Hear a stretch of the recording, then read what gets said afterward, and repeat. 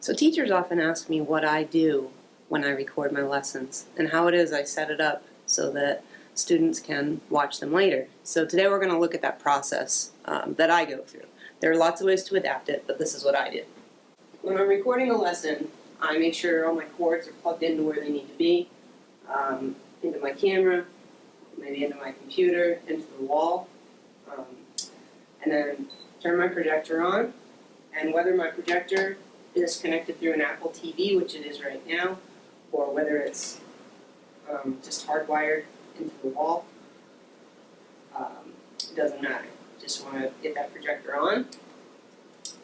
And then what I do, I make sure that my document camera is on. I push the power button, and I have an SD card that goes right into my document camera.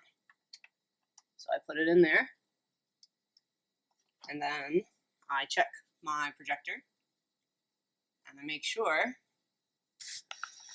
that what's coming up on the screen is what is underneath the camera. And there's my hand underneath the camera, and that is indeed what's coming up on the screen. So I have a green light to continue. So after I do that, whatever content I want to record, this is my math lesson, prepare it down here so the students can see. Okay, and then I teach the lesson. Hit the record button on this document camera, and I will record it. So once I finish with today's math lesson, then I hit the stop recording button. And at that point, I now have recorded the content onto this little SD chip, into this SD card. So what I can do with this now is I can take this SD card and I can actually put it right into the memory slot on my computer. Now, before I had a memory slot on my computer, I would use a card reader. Basically, you have to put the card somewhere that it fits. So whether it goes into the card reader, which I also do sometimes, or whether it goes right into the slot here. If I put it in the card reader, I'm going to be using the USB, but I don't need to do that because this computer actually has a card reader.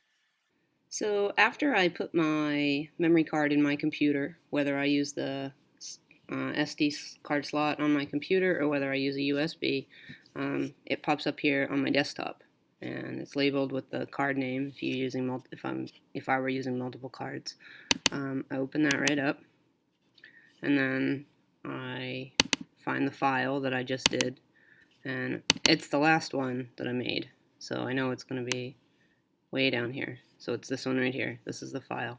A lot of times I'll drag it to my desktop and drop it, but I'm not going to do that today. I don't need to do that. And I know that I'm going to rename the file here. I'm going to rename it, let's just say ABC Math Lesson. I'm only doing that so that when it saves, just in case it were going to save, sometimes it'll go to the very top. I wanted to be able to find it easily. So, but I would name it something relevant. I would name it like adding, although I guess we could do that. I'm going to name it, let's see, adding math lesson. Okay, so I can find the file easily. I open up my YouTube. I make sure I'm logged into my right account. Okay, this is my J. Denton Seto. And then I go to upload it. And then I select files to upload. I go to my